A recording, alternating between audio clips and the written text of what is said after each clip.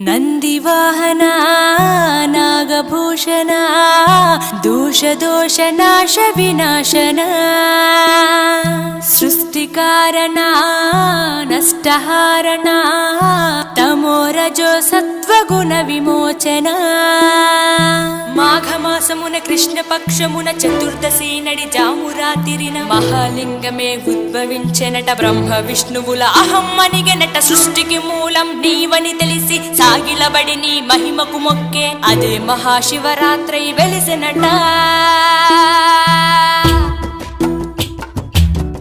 అరే ఓ జంగమా విభూది లింగమా, పక్కన పార్వతమ్మ తలపై గంగ